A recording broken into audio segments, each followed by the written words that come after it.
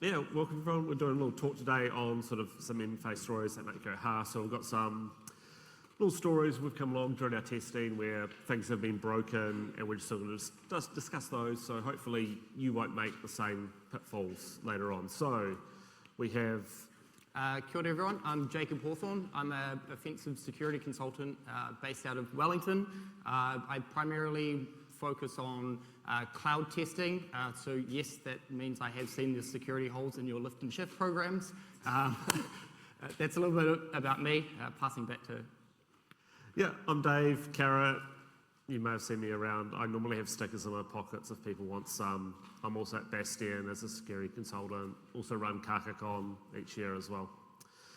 So what are we going to look at today? Just going to do a little bit of a background onto MFA, some implementation issues we've seen sort of more generally with MFA, look at some web apps we've seen some issues with. Jake is going to talk about some issues they've seen in cloud, and then we're still going to do a little bit of a wrap up. So what can you do in your organisation? And sort of hopefully from this talk, what you'll be talking about, thinking afterwards, will be why you should be using MFA for everything, some of common MFA mistakes that we've seen, and how to implement robust authentication systems with MFA. So a little bit of terminology up front. There's 2FA, two-factor authentication, MFA, multi-factor authentication, 2SV, two-step verification. If you get down into the weeds, these are all different. There's some subtleties to them, but for this talk, they're the same. And when it comes to factors, there's sort of three main types. There's something you know, so that's the passwords that we're all used to. There's something you have, that's a token, a card, a phone app. We see that quite a bit. And then there's also a third one, something you are. So that's the biometrics, your fingerprints, your iris scans, your face IDs, and things like that. So why isn't usernames and passwords enough? People reuse their passwords. People have life words, so they have one password and it becomes their life to everything. And, you know, people use it across a whole bunch of websites. Websites get breached. We hear about another breach multiple times a week. And with these, we can, passwords either in clear text and we crack them, or they're hashed and we can crack them, and we can then go and use them to attack other sites. And maybe your site or the application that you're looking after. And some vendors can actually do it very well. Some vendors like LogMeIn actually monitored the breaches of LinkedIn, MySpace and Tumblr, and where it saw one of their users in the breach, they actually force reset all those things. So, you know, there are organisations who are proactive at making sure people roll their passwords after a breach. And you also shouldn't be allowing passwords from a breach corpus. So NIST, which is one of the standards bodies in the US, has got a whole bunch of stuff around password use, and one of them says is you shouldn't allow people to set passwords that are in a breach corpus. So these are passwords that have all been breached on other sites. They're going to be in dictionary attacks for password cracking and you know, popular lists to try, so you shouldn't be using those. And it also includes words like password and QWERTY and all that sort of stuff as well. And if you need to go and get a whole bunch of passwords from breaches, Have I Been Pwned, which is a cool site to tell you if your password, if your email has been in a data breach.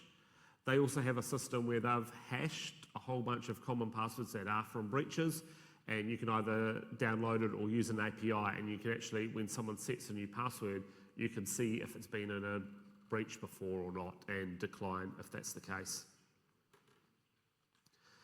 So why are breaches an issue? So, you know, a breach over there affects my site. That's because people use their passwords between sites. The other sites aren't securely storing them. They're easily crackable, and hey, they haven't been following the OWASP cheat sheet on password storage. So MFA to the rescue. So what is MFA? You know, what are the different implementations? What are the different factors of MFA? So the one we've most probably seen quite a lot is SMS. You log in with the username and password, you get a text message to your phone, you type that code in. If you've used BNZ, you've most probably seen the Intrust Battleship cards. So when you log in, it tells you you need to do A3, B5, and something like that, and you go and read the little number and you put that in. Maybe you've seen the time-based one-time passwords. Your Google Authenticator, back in the day, you actually had physical tokens that rolled every 30 seconds or minute. We've got the biometrics, and we've got the fingerprint sensors on our phones, or the face IDs on our phones, or fingerprint sensors on our laptops. I've also seen the push notifications like the Microsoft Authenticator app. When you log on to Azure, it pushes it to your phone, it asks you to type in a number, and it will log you in, so it proves that your phone. And there's sort of hardware tokens, U2F tokens, FIDO tokens, Web of Forward 2 tokens. You plug them to USB. When you need to log in, you touch the brass little thing in the circle in the middle, it logs you on. So in addition to being a hardware token, it's also got proof of presence. So even if you've left it on and someone gets remote access to your laptop, they can't actually get into it because they still need to physically touch the device for it to work. In U2F, it's going to be the most costly option, though that's actually becoming a slightly less true as we've seen more and more laptops actually have U2F or WebAuthn actually built in. So all you need to do is you touch the power button on your laptop and that has the fingerprint sensor, and that's sort of doing the actual hardware token in that case. The tokens sort of work well, and it works with most major browsers now, and you're seeing actually also some applications that are supporting it as well.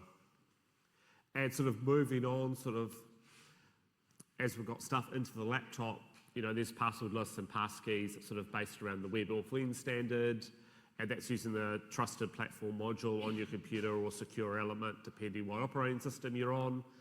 And that's actually using basically a token inside your laptop to do it. So you just have to touch that fingerprint button every time, and that ties the log on to the device. So MFA is all good. How can we sort of mess it up? Well, we've got SMS. Hey, the telcos are now worried about device enrollment, people losing their phones. You don't need to worry about it as a help desk. The con, your telco is managing a security boundary now. Text messages don't roam well, so there's issues if people are overseas. And you may need to actually pay for each text message that goes out. With the telco's responsibilities, there's SIM card swapping if you're targeted. We've tried some social engineering in the past, but now they're actually fairly good in New Zealand at asking for photo ID. And I think some of the telcos even have the person at the desk in the store can't actually get past that screen without actually citing the photo ID and typing in the ID's number actually onto their screen. And also there are some people who just have all their notifications on their phones. If their phone's sitting there, you can actually get the 2FA token without even unlocking their phone. And with some of the methods, sort of the time-based one-time passwords, the SMS codes, there's the phishing aspect. You can set up a page that looks, if you're doing a phishing attack, you set up a page that looks like the normal flow. It goes and prompts you for the two-step verification. You type it in, you think it's all good. And if that might become a little bit difficult to actually set that all up yourself, there's evil genetics now that you sort of point at what you want to clone, and it will clone the logon flow for you. It handles all the phishing and all that aspect and the gathering of all the cookies and authentication tokens itself, and that will handle it all there, so you don't actually need to do any of the work yourself. There are tools to actually do that just out of the box. And hey, even though I say, hey, use the U2F, the WebAuthn, the YubiKeys, they still have problems with them, but they're a lot less and require physical access and thousands of dollars to actually do. So what are some issues we've seen in web applications through the years during our testing? One of the big ones we've seen is when people first set up MFA, or first implement MFA on their websites, they'll quite often say, oh, you can have the concept of only one MFA token at a time, or one MFA type at a time. So you might set up TOTP, and then you come along and go, oh, I now want to set up, oh, they now support U2F, I'll go and put my U2F token in. Oh no, I've got to turn off TOTP, remove TOTP from my account, so now I've got no MFA to enrol another form. So now there's a window of time, window of opportunity as you're removing it or changing it that you can't actually, where you don't have any MFA on your account. And this also, only having one type also stops people having backups. So one of the things, particularly with U2F tokens, I always say, hey, have your primary key and your backup key. So you have the one that goes around with you all the time and the one that stays in a safe place at home. So you've got a backup in case you lose it, in case it breaks. These sites that only allow for one MFA goes, oh, I've lost my phone, I've lost my TOTP tokens, or something like that. So you've got to make sure you've got multiple forms available. Another one is the one-time password is important. So we had a log-on flow. It was a JavaScript form. So when you logged in, it will send you a JSON object, and it had a user field, a password field, and a one-time password field. So on the initial log-on page, it had just username and password.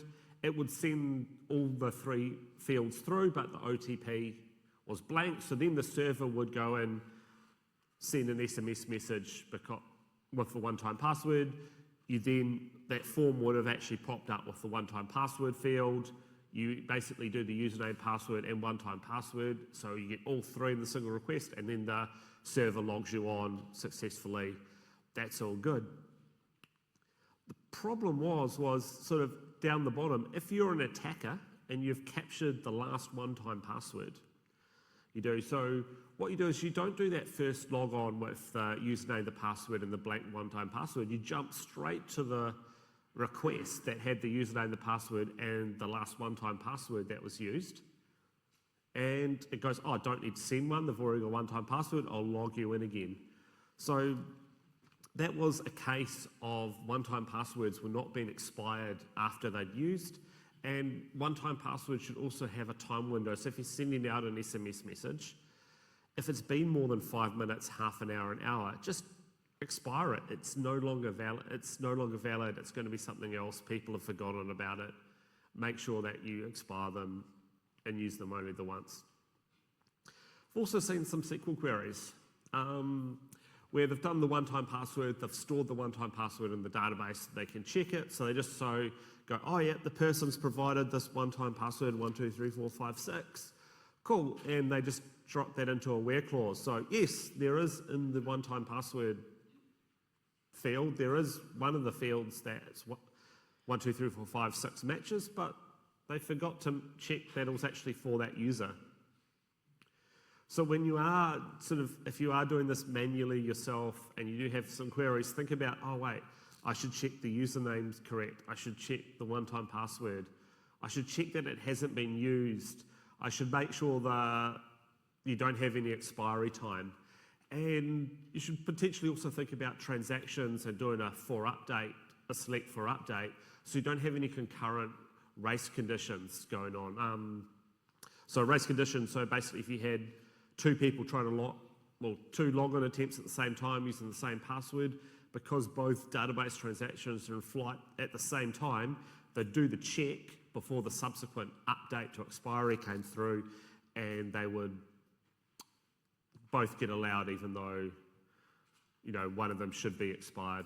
So doing that in a transaction will mean that second login attempt will wait until the update has been completed.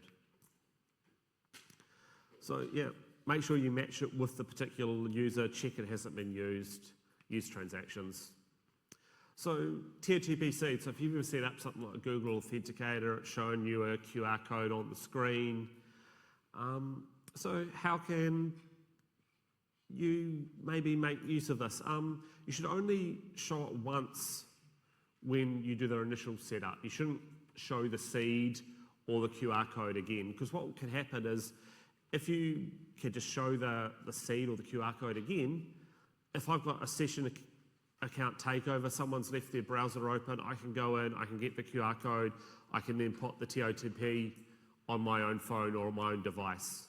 So only ever show it the once. If someone's forgotten it, needs to add again, just generate a new one. That sort of goes back to that previous one. Make sure you allow multiple MFA methods or MFA setup. So you come along, someone set up a second phone or a new phone, just give them a new token, doesn't need to match. Yeah, only show up the once. So we've had a situation where you log into a form, quite normal, username, password you got from a data breach, and then it's going to prompt you for MFA. Quite normal, right? So you go, oh. And then if you're at this stage and you try and directly browse to one of the pages inside the web application, it redirects you back to the logon form because you haven't fully finished that logon flow. You need to do the username, the password, and the MFA prompt. But we'd done some setup, we'd saved all the URLs, and we knew what the specific URLs for that initial sign up where you could go and configure MFA. So, first sign up, you do your login, it goes, oh, please set up MFA. But what happened was even though we'd done the valid username, the valid password, we didn't have an MFA token, but if we went to these specific MFA pages, it wouldn't redirect us back, it actually prompted us to set up a new MFA method. So what was happening here was, because MFA setup was a needed flow on first login, they sort of handled the access control separately. So most of the application only allowed access once the session had a username, a password, and MFA. But because the MFA was needed for this first log-on, first account setup, they sort of handled the access control separately, so which allowed us to directly browse to those URLs to set up MFA for that account. So in that case, you've sort of got to make sure if you are setting this up, make sure that you actually have some checks and balances in place to go, oh, is it first, when they go into the MFA setup, is it their first log on, or have they already set up MFA previously? And if they've set up MFA previously, they should have had to MFA first. Had a customer who we were testing one time, and they had a privileged access management system to access all their servers. They decided that, MFA for the entire org's too difficult now, but for this management system, we're going to have MFA for all the admin users for it. And to be safer, we're not going to use any web sign-ups, we're not going to have any issues like I just talked about. We're going to email like the QR codes and the setups to all the admins who need to set it up. So the person who managed the MFA emailed out all the admins, they'd get the little responses back to say they've set it up. But of course the corporate level had no MFA. So, we did an internal job, we're hacking away at the organisation, we used Responder to grab some password hashes off the wire. One of the cracked passwords was for the MFA admin user who was sending out all the QR codes.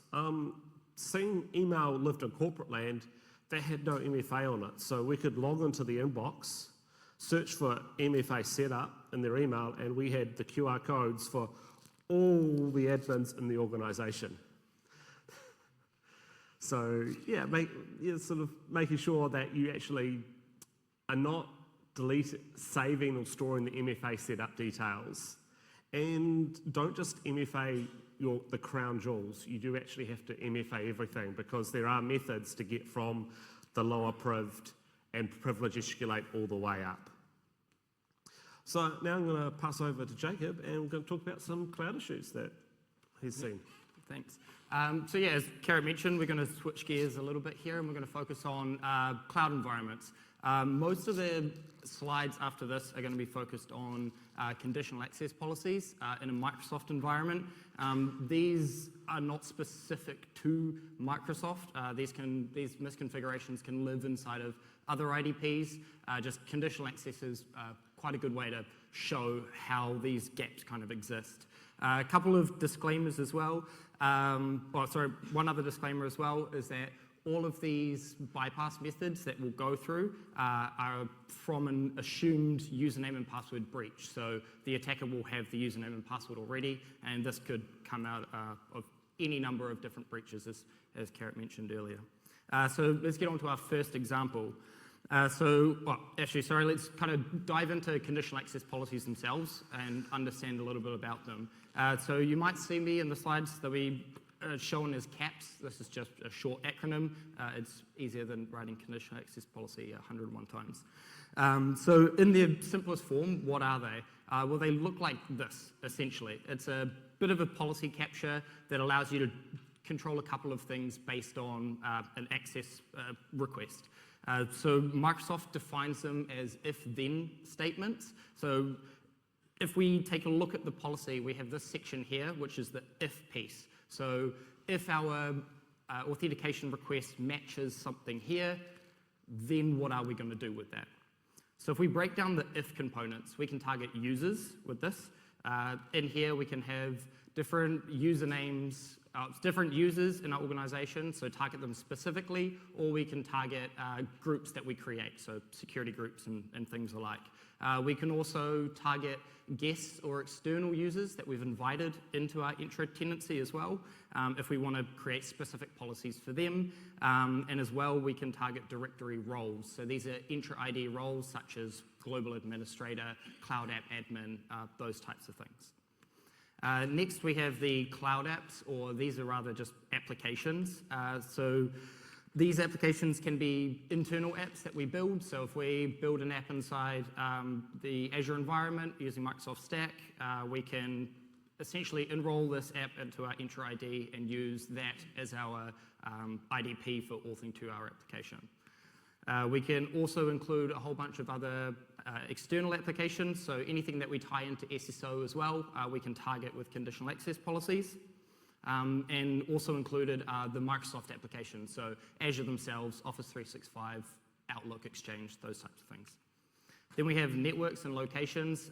Put simply, this is a set of IP addresses or a block of IP addresses that you choose. Typically, this is corporate network IP addresses. And then we have a bunch of different conditions that we can choose. I don't want to go into all of them for this talk, but our focus for this one will be on the device platforms condition, where you can set Windows or Mac, or you can target specific types of devices. All right, so if we have our if statements all set up, what do we do with those? If an auth request matches something that we've configured, what do we do with it? This is where the then comes in. So we have a couple of different things we can do. We can just outright block access. We can grant that access, or we can grant it with additional controls. So that's that big list you see there, included as like require MFA or require a compliant device, those types of things. So a couple of nitty-gritty bits, so a deep dive into the conditional access policy. Conditional access policies, these are the stuff that are hidden away in Microsoft documentations at the very bottom of the page. Conditional access policies are applied at the authorization stage, not authentication. So it's not directly tied to the user's identity, but rather when they request access to something, a conditional access policy can match that request and then be applied. As well, we have all of the if checks. So if we define a whole bunch of specific stuff in our if checks, those all must be met before we can then go into our grant control or our block control. So everything we configure there must be met exactly to apply our then statement. A little bit more as well. So if we have, like in this example, 26 active conditional access policies, all of them will be applied if they match an authentication request. So it means that if all of these 26 policies match your request to log into Exchange, all of them will be applied. It is not a in order, or you can't choose the order. They just, does it match? Yes, then I'm going to be applied. As well, unlike most firewalls, they default open, so it's flipping our thinking. If those 26 policies don't match our specific authentication request, then none of them will be applied, and the default behavior there will be to allow access. So I'm going to go through a couple of different bypasses and how we can what we've seen in the world, or like in the wild, some of these configurations that allow for different types of bypasses or slight misconfigurations. We'll go through a bit of step-by-step, see the conditional access policy, how it's set up, find the gap, and then show how we can abuse that. So let's go into user agent bypass. So setting up with the policy, our organization wants to require MFA for all of our users accessing all of our applications from Windows devices. We only have Windows devices in our organization, so we want to make sure those are protected, and we're requiring MFA on them. So us as engineers, we go away, we configure our conditional access policy. So we set it all up. It looks something like this. We target all users, all apps, logging in from Windows devices, and we require MFA. Cool.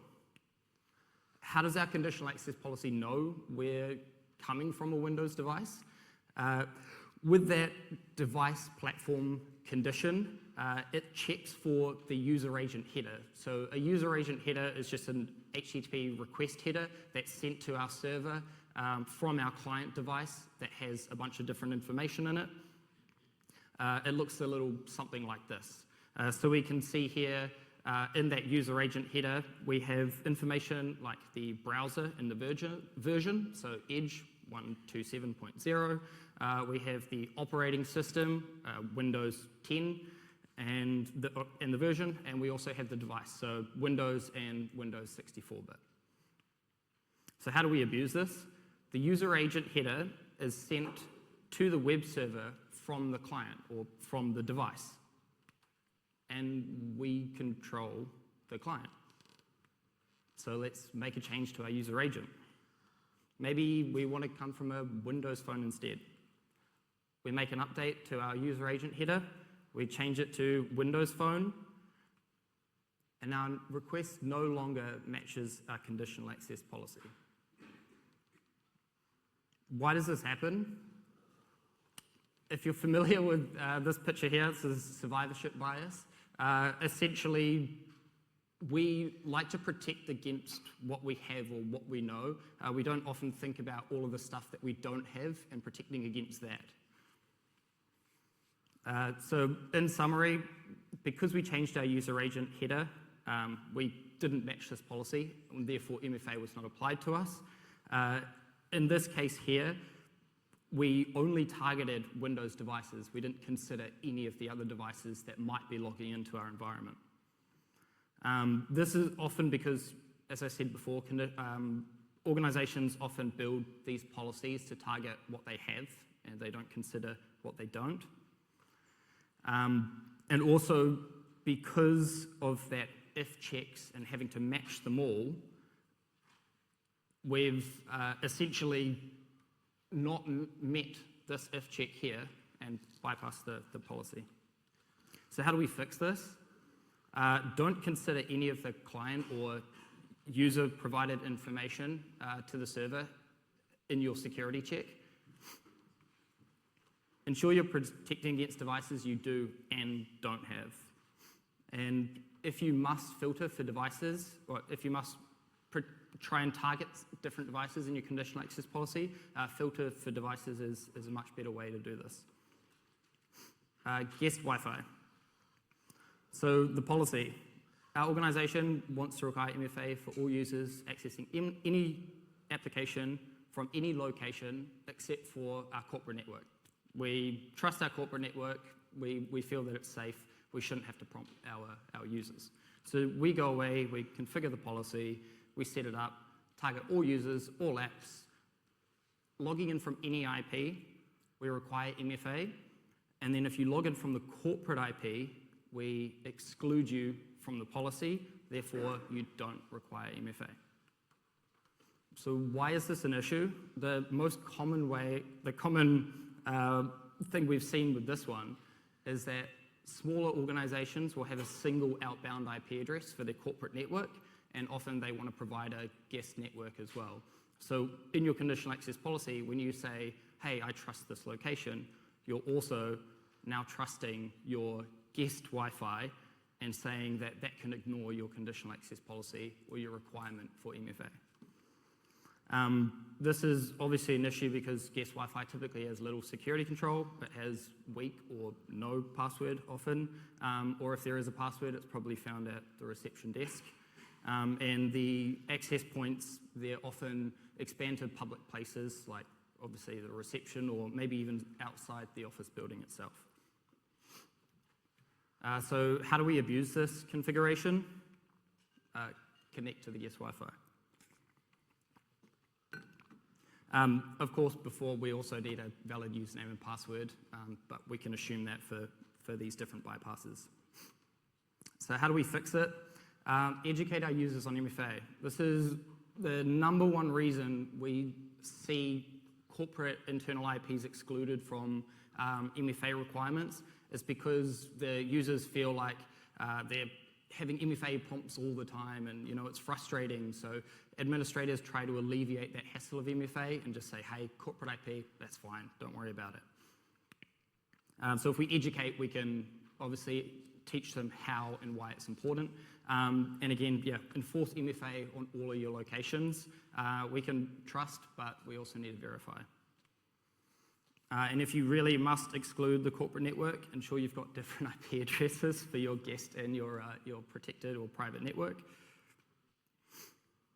Azure management tools.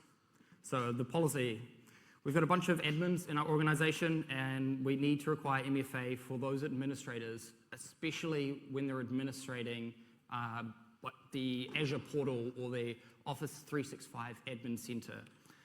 So we go ahead, we create a conditional access policy, and we target all of our users just to be safe here. We want to cover our bases. So any user that tries to log into the Microsoft admin portals, this contains a 365 and Azure, the likes. So we include that as our target application. And of course, we require MFA on it. Why is this an issue? That seems okay. This is an issue because the Microsoft admin portals doesn't consider all of the management tools. It only talks about the portals themselves, so those interactive GUIs, where the Microsoft land has a whole bunch of headless management tools that you can use from Azure CLI to Azure PowerShell and all of those kind of things. So let's take a look at the Microsoft documentation and see what's missing from the admin portals. So it's a little small, but essentially summarizing this here is just a disclaimer on the admin portals document that says, hey, this does not include anything to do with the Azure Resource Manager. So all of those headless things.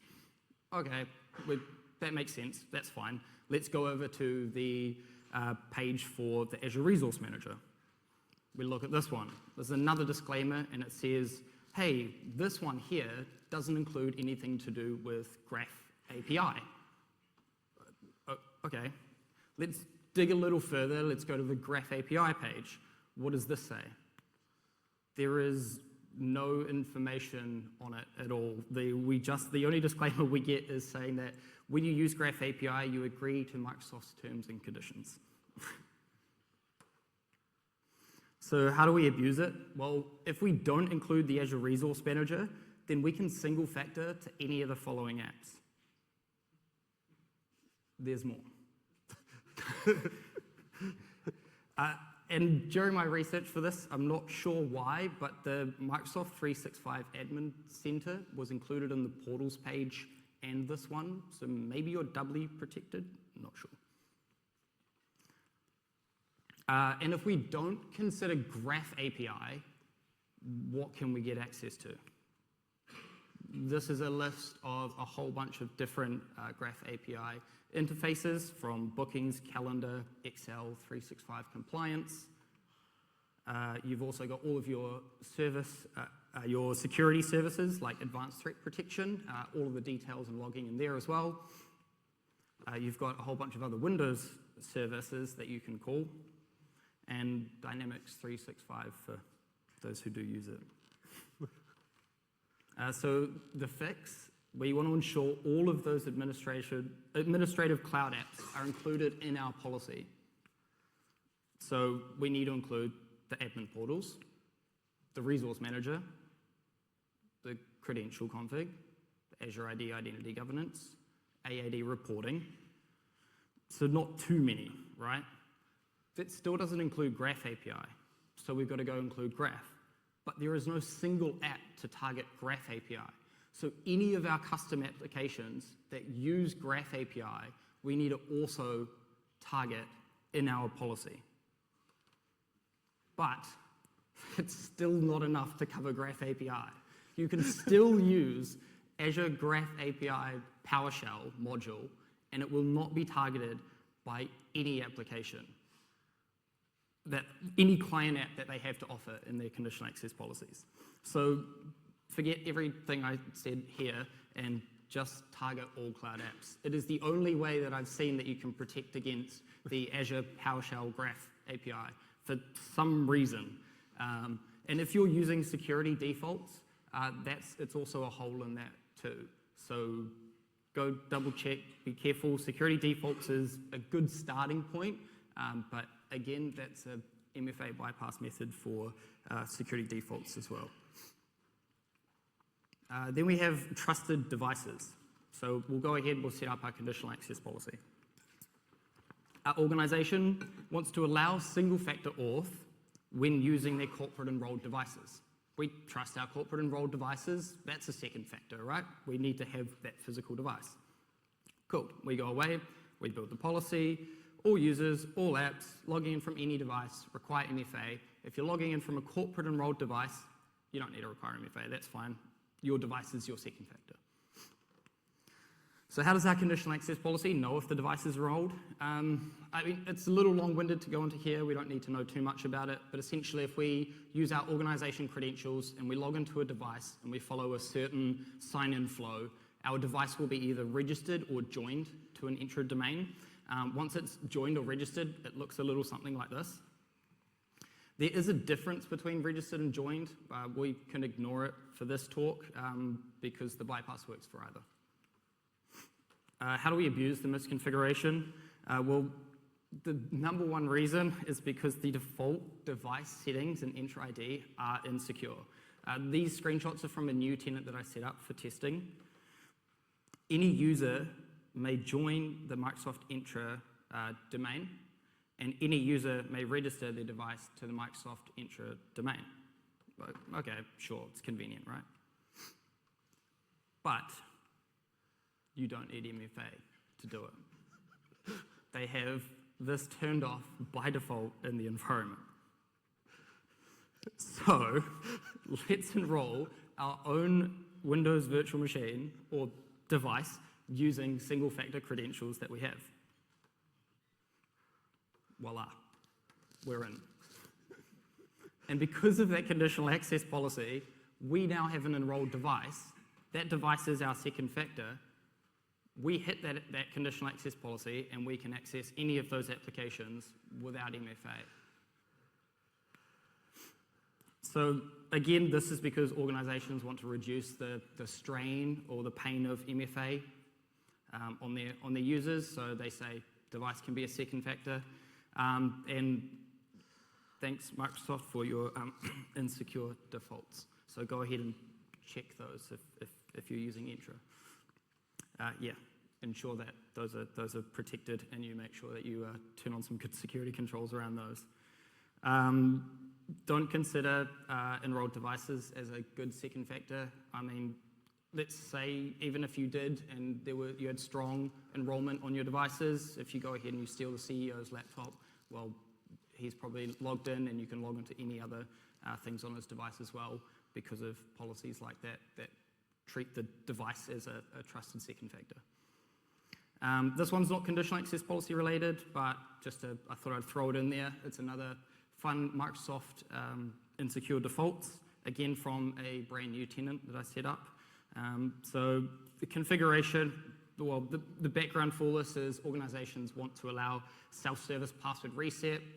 IT support is getting strained. They're sick of resetting passwords, better things to do. Our users can do it. So this is a default policy, but we often see it left default like this very commonly. And it's with a it requires one factor to reset your password, so username and second factor. In this case, the default is set to email and mobile phone. You can probably see where we're going with this. The misconfiguration is because we only require that single factor. And this way it's a little bit flipped, where we require the username and the second factor rather than the password. But because of those defaults, the email is probably considered a weak factor because that wouldn't be configured to be that corporate email because you probably don't have access to that. So it would be an email that's set up in their personal name or something, which A, the organization doesn't have control over, and 2, users love to reuse passwords. So the fix here, ensure you've at least got 2 factors to reset a password, and you're using strong second factors. Unfortunately, SSPR, Self-Service Password Reset, doesn't support U2F at this stage. I'm hoping it will. So I guess the suggestion here is probably use 2 completely different factors that are still strong. So in this case, mobile app notification and SMS. So whole bunch of risks, whole bunch of threats. What do we do? When it comes to conditional access or protecting our identities inside any IDP, my number 1 suggestion is, I've adapted Auckland here, but sometimes the simplest policy is the most secure. So we set a baseline. We target all of our users accessing all of our applications, or any of them, from any location, coming from any device. We set that baseline. We're now comfortable that everyone will have to MFA, and from there, if we have special use cases that we need to target, we can add on top of those ones. Yeah, cool. Yeah, so just sort of thinking about some of the other things that we need to factor in. So we talked about phishing before. There are non-phishable methods of MFA. So there's the WebMFA, the U2F, the FIDO2. So there's ways, so that will rule out any of the phishing methods where someone can capture a token, capture a session, and continue on. You know, these have mechanisms that phishing just doesn't work with them. Another thing is, as Jacob said, always use MFA. Most probably 5 years ago, MFA was a pain. It would prompt you every time. Now, Azure, Google, they only sort of prompt you every 30 days or 90 days, or after impossible travel in your browser. So if you're just always using the same laptop every day, you don't see MFA prompts anymore. It's only if you've got a new device or you do this. So turning it on isn't really the issue that it was previously. If you can do single sign-on for your applications, do that, because instead of now having to implement MFA in all your applications, you set up single sign-on, you have your intra that has all the conditional access around it, and now your application uses that. So now you've made changes for MFA a configuration problem rather than a code change problem in all your applications. And you think that the single sign-on providers like your Oktas, like your Googles, like your Intras, they know what the patterns are for robust authentication. They follow the new standards. They keep them up to date. All of a sudden, you make it someone else's problem. And also moving on, there's the passwordless passkey. So this is a little bit different from just the device application, the device that Jacob talked about before, where it's just like the window saying it's okay. This is the one where you like touch the fingerprint sensor. It's actually coming from the TPM on your device, and it's using that. So it's just, the users just need to touch, which is easier than typing in a password. They just need to touch their power button. It does the biometrics, and that is secure. So even if I got access to the laptop, I don't have the fingerprint. And sort of flip side, if you're a SaaS provider and you offer SSO, don't make it a revenue stream to enterprise account, because we're telling people, go use SSO, MFA, and then people use it as a revenue stream. I think that website has people who charge like 3,000, 5,000% more if you want to use SSO or MFA. So sort of a little bit of a wrap up. Hopefully you now know why you should be using MFA. Hopefully you've got some ideas how to avoid some common mistakes. Maybe some people have some things to do on Monday morning to fix up their caps or something. And you've got some ideas about how to sort of implement it robustly. Yeah, thank you for the organisers for running a great con, selecting our talk, all of you for actually turning up, enjoying the talk. Hey, thanks for sort of all the colleagues who have given us ideas, they've hacked stuff, they've given us feedback on this talk. And yeah, thanks again for all the sponsors of this event. You know, we wouldn't be here without you. Yeah, thank you very much.